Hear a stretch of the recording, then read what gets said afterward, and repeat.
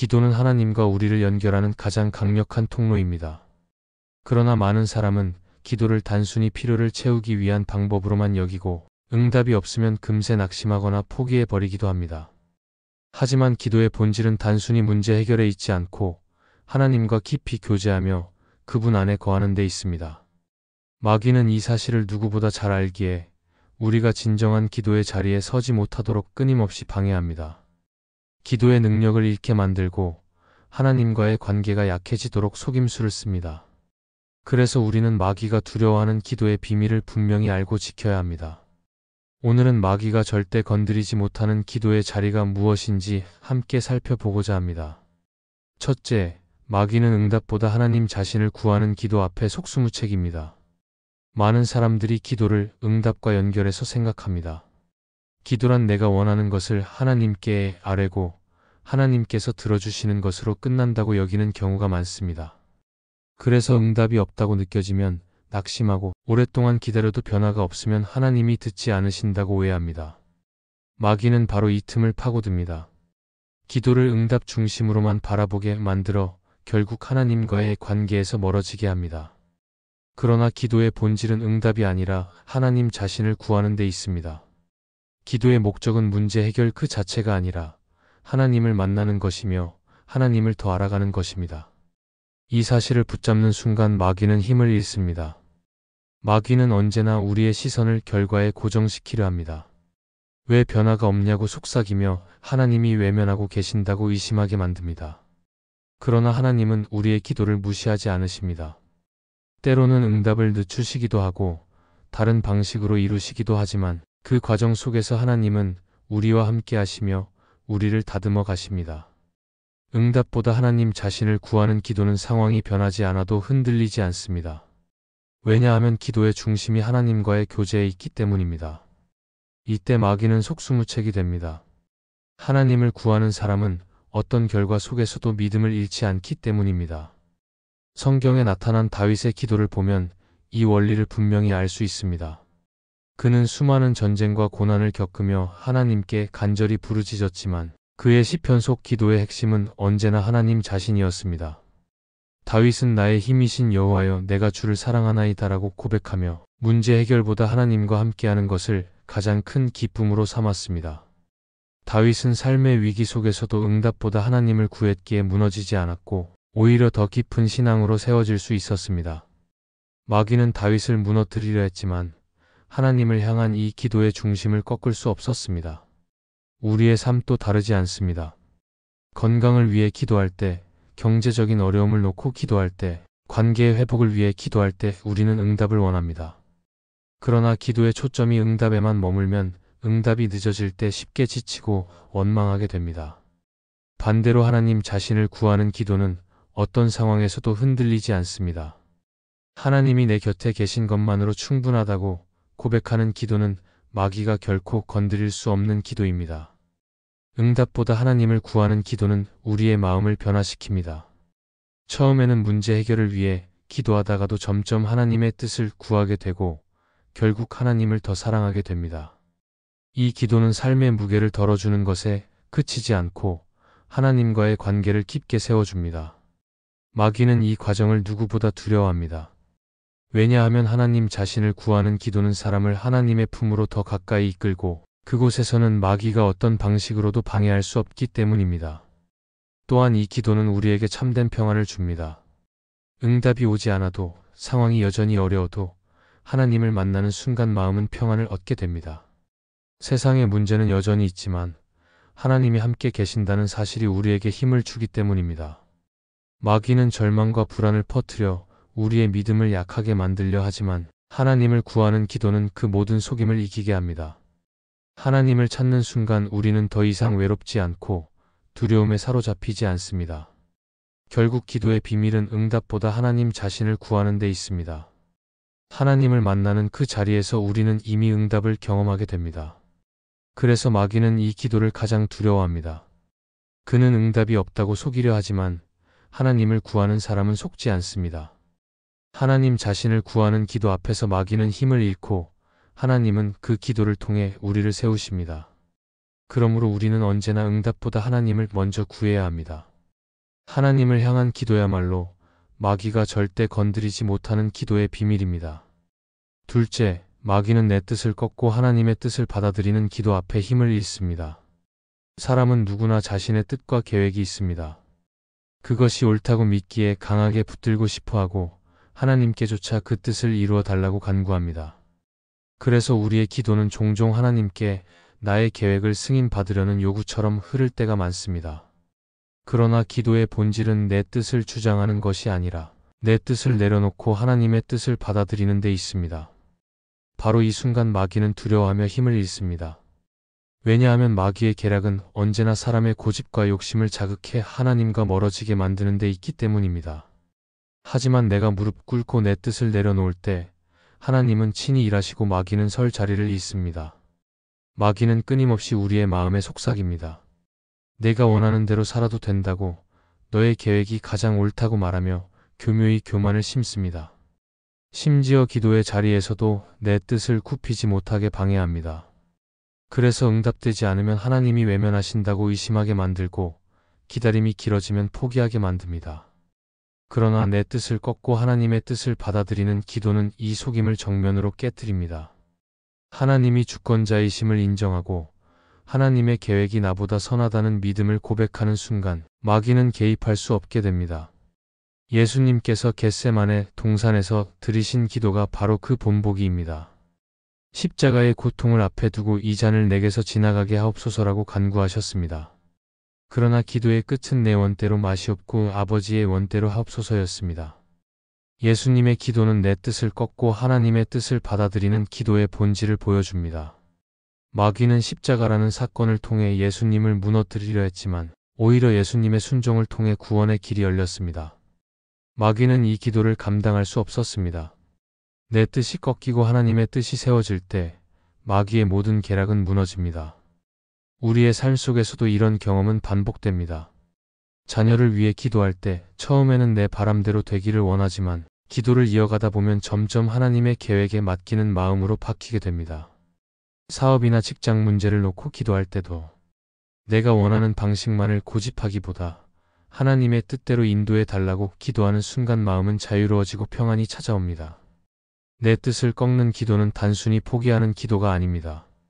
오히려 더 큰 믿음을 고백하는 기도입니다. 하나님의 계획이 더 크고 완전하다는 것을 믿기에 내 뜻을 내려놓는 것입니다. 이런 기도는 교만을 무너뜨리고 겸손을 세웁니다. 우리는 스스로 옳다고 생각하며 하나님마저 내 뜻에 맞추려 하지만 기도의 자리에서 무릎 꿇고 내 뜻을 내려놓을 때 진정한 겸손이 이루어집니다. 하나님은 교만한 자를 물리치시고 겸손한 자에게 은혜를 주십니다. 그러므로 내 뜻을 꺾는 기도는 결국 하나님의 은혜를 가장 풍성히 누리는 길입니다. 마귀는 교만한 마음에 쉽게 자리 잡지만 겸손히 순종하는 마음 앞에서는 아무 힘도 쓰지 못합니다. 또한 내 뜻을 꺾고 하나님의 뜻을 받아들이는 기도는 우리를 평안으로 인도합니다. 내 뜻대로 되지 않으면 불안하고 낙심하지만 하나님의 뜻을 받아들이면 결과가 달라도 마음은 평안합니다. 하나님께서 가장 선하게 인도하신다는 확신이 있기 때문입니다. 이 평안은 세상이 줄 수 없는 것이며 마귀가 가장 흔들고 싶어하는 영역입니다. 그러나 내 뜻을 내려놓고 하나님의 뜻을 구하는 순간 그 평안은 더욱 견고해지고 마귀는 더 이상 건드릴 수 없습니다. 결국 내 뜻을 꺾고 하나님의 뜻을 받아들이는 기도는 마귀의 속임을 무너뜨리는 가장 강력한 무기입니다. 마귀는 우리의 고집과 교만 속에서 힘을 얻지만 우리가 하나님 앞에 겸손히 순종할 때는 속수무책입니다. 그러므로 기도의 자리에서 항상 내 뜻을 고집하기보다 하나님의 뜻이 이루어지기를 구해야 합니다. 그때 우리의 삶은 하나님의 손에 온전히 붙들리게 되고 마귀는 더 이상 다가올 수 없게 될 것입니다. 셋째, 마귀는 영적 전쟁을 선포하는 기도 앞에 떠나갑니다. 기도는 단순히 마음을 안정시키는 행위가 아니라 영적인 전쟁입니다. 우리가 무릎을 꿇고 하나님께 나아가는 순간 보이지 않는 영적 세계에서는 치열한 싸움이 일어납니다. 마귀는 우리가 기도를 통해 영적 전쟁을 선포하는 것을 가장 두려워합니다. 왜냐하면 그 순간 기도하는 자는 자기 힘이 아니라 하나님의 권세와 능력을 의지하기 때문입니다. 마귀는 하나님 앞에서 결코 이길 수 없음을 알기에 영적 전쟁의 기도가 선포되는 자리에서는 힘을 잃고 떠나갈 수밖에 없습니다. 마귀는 언제나 우리를 속여 싸움이 없는 것처럼 보이게 합니다. 신앙은 단순한 종교 활동일 뿐이고 기도는 위로받는 시간이 전부라고 생각하게 만듭니다. 그러나 성경은 우리의 싸움이 혈과 육에 대한 것이 아니라 하늘에 있는 악의 영들에 대항하는 것이라고 분명히 말씀합니다. 그러므로 기도는 곧 전쟁이며 우리는 기도 속에서 악한 영을 대적하고 하나님의 나라를 선포하는 것입니다. 마귀는 우리가 이 사실을 깨닫는 순간 가장 크게 두려워합니다.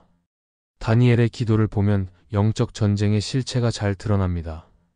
그는 포로의 삶 속에서도 하루 3번 하나님께 무릎을 꿇고 기도했습니다. 겉으로는 그저 한 사람의 신앙 행위처럼 보였지만 사실은 바벨론의 우상 숭배와 권세에 맞선 영적 전쟁이었습니다. 다니엘이 기도하는 동안 하늘에서는 하나님의 천사와 악한 영들 사이의 싸움이 벌어지고 있었음을 성경은 기록합니다. 마귀는 다니엘을 기도의 자리에서 끊어내려 했지만 오히려 그의 기도를 통해 하나님의 권세가 드러났습니다. 우리 삶 속에서도 영적 전쟁을 선포하는 기도는 동일하게 역사합니다. 가정의 갈등을 놓고 기도할 때 단순히 화해만을 구하는 것이 아니라 악한 영이 더 이상 그 틈을 이용하지 못하도록 기도로 선포해야 합니다. 교회의 어려움을 놓고 기도할 때도 마찬가지입니다. 문제 해결만이 아니라 교회를 무너뜨리려는 마귀의 역사를 끊고 하나님의 나라가 임하도록 선포하는 기도가 필요합니다. 마귀는 이런 기도를 가장 두려워합니다. 왜냐하면 영적 전쟁을 선포하는 순간 우리는 더 이상 당하는 자리에 머물지 않고 예수 그리스도의 권세를 힘입어 대적하는 자리에 서기 때문입니다. 영적 전쟁의 기도는 우리의 입술로 하나님의 승리를 선포하는 것입니다. 때로는 상황이 바뀌지 않은 것처럼 보여도 우리가 기도할 때 이미 영적 세계에서는 변화가 시작됩니다. 마귀는 이 사실을 알기에 우리가 기도의 자리에 서지 못하게 방해합니다. 피곤함을 심어주고 바쁨에 묶어두며 기도는 나중에 해도 된다고 속삭입니다. 그러나 우리가 굴하지 않고 기도의 자리에 나아가 영적 전쟁을 선포하면 마귀는 떠나갈 수밖에 없습니다. 이 기도는 또한 우리에게 담대함을 줍니다. 문제 앞에서 두려움이 아니라 하나님의 능력을 의지하게 하고 절망 속에서도 승리를 바라보게 합니다. 마귀는 우리의 두려움 속에서 힘을 얻지만 담대히 영적 전쟁을 선포하는 순간 두려움은 떠나가고 믿음은 견고해집니다. 기도 속에서 우리는 하나님의 전신 갑주를 입게 되고 그분의 권세 안에서 승리하게 됩니다. 결국 마귀는 영적 전쟁을 선포하는 기도 앞에 떠나갑니다. 왜냐하면 그 기도는 나의 힘이 아니라 예수 그리스도의 이름을 의지하는 기도이기 때문입니다. 예수의 이름 앞에서 마귀는 결코 설 수 없습니다. 그러므로 우리는 기도의 자리에서 주저하지 말고 담대히 영적 전쟁을 선포해야 합니다. 그때 하나님은 반드시 역사하시고 마귀는 떠나갈 것입니다. 넷째, 마귀는 믿음으로 약속을 붙드는 기도 앞에 힘을 잃습니다. 신앙생활에서 가장 중요한 것은 하나님의 약속을 믿고 붙드는 일입니다. 하나님은 성경을 통해 수많은 약속을 주셨습니다. 내가 너를 떠나지 않겠다. 내가 너를 도울 것이다. 내가 부르짖을 때 내가 응답하겠다와 같은 약속들이 우리의 믿음을 붙드는 기초가 됩니다. 그러나 마귀는 이 약속을 의심하게 만들고 결국 기도에 힘을 잃게 하려 합니다. 하나님이 정말 그렇게 하실까라는 생각을 심어 흔들리게 하지만 믿음으로 약속을 붙드는 순간 마귀는 힘을 쓰지 못합니다. 약속은 하나님의 신실하심에 근거하기 때문에 흔들리지 않으며 믿음의 기도는 그 약속을 현실로 가져오는 로가 됩니다. 마귀는 언제나 우리의 마음에 불신을 심습니다. 하나님이 과연 내 기도를 듣고 계실까? 성경의 약속은 특별한 사람에게만 적용되는 것이 아닐까라는 의심을 불어넣습니다. 그러나 약속을 붙드는 기도는 이 속임을 정면으로 깨뜨립니다. 하나님은 변함없으시고 그분의 약속은 시대와 상황을 넘어 동일하게 유효합니다. 그러므로 약속을 믿음으로 붙드는 사람은 마귀의 흔들림 속에서도 견고하게 설 수 있습니다. 기도는 단순히 바람을 말하는 시간이 아니라 하나님의 약속을 근거로 믿음을 고백하는 시간입니다. 아브라함의 이야기는 믿음으로 약속을 붙든 기도의 모범입니다. 그는 하나님의 약속을 받고도 아들이 없는 세월을 오래 보냈습니다. 상황은 불가능해 보였지만 그는 하나님의 약속을 붙들고 흔들리지 않았습니다. 결국 하나님은 그 약속을 이루셨고 아브라함은 믿음의 조상이 되었습니다. 마귀는 그의 마음을 흔들어 의심하게 만들려 했지만 약속을 믿음으로 붙든 아브라함의 기도를 꺾지 못했습니다. 이처럼 약속을 붙드는 기도는 절대 헛되지 않습니다. 오늘 우리의 삶도 마찬가지입니다. 자녀를 위해 기도할 때, 가정의 회복을 위해 기도할 때, 상황은 여전히 어렵고 응답은 더딜 수 있습니다. 그러나 하나님의 약속을 붙드는 기도는 결코 헛되지 않습니다. 하나님은 반드시 그 약속대로 이루시며 우리의 기도를 통해 영광을 나타내십니다. 그러므로 우리는 눈앞의 상황보다 약속을 붙드는 데 집중해야 합니다. 마귀는 상황만 바라보게 하여 낙심하게 하지만 하나님의 약속을 붙드는 기도는 오히려 우리를 담대하게 만듭니다. 팀 켈러는 그의 책 기도에서 이렇게 말했습니다. 기도는 하나님께 우리의 소망을 강요하는 것이 아니라 하나님의 약속을 붙들고 그분의 신실하심을 신뢰하는 것이다. 이 말처럼 기도의 힘은 약속에서 나옵니다. 우리가 약속을 붙들 때 기도는 단순한 소원이 아니라 하나님께서 이미 하신 말씀을 믿음으로 고백하는 시간이 됩니다. 이 기도 앞에서 마귀는 아무 힘도 쓰지 못합니다. 믿음으로 약속을 붙드는 기도는 또한 우리에게 평안을 줍니다. 상황은 여전히 불안하지만 약속을 붙든 순간 마음은 안정되고 두려움은 사라집니다. 약속이 흔들리지 않기 때문입니다. 이 평안은 세상이 줄 수 없는 것이며 마귀가 빼앗을 수도 없는 것입니다. 그러므로 우리는 어떤 상황 속에서도 약속을 붙들고 기도해야 합니다. 그 약속은 반드시 이루어지고 그 기도는 반드시 응답으로 이어질 것입니다. 결국 마귀는 믿음으로 약속을 붙드는 기도 앞에 무너집니다. 하나님의 약속은 거짓이 없고 신실하신 하나님께서 반드시 이루십니다. 마귀는 우리를 속여 약속을 의심하게 만들지만 믿음으로 약속을 붙드는 기도는 그의 모든 속임을 무너뜨립니다. 그러므로 흔들리는 현실 속에서도 약속을 붙들고 기도하는 자리에 서십시오. 그 기도는 마귀가 건드릴 수 없는 견고한 반석이 될 것이며 하나님은 반드시 그 믿음을 따라 일하실 것입니다. 마귀는 끝까지 우리의 마음을 흔들고 기도를 무너뜨리려 하지만 하나님의 약속을 붙드는 사람은 결코 무너지지 않습니다.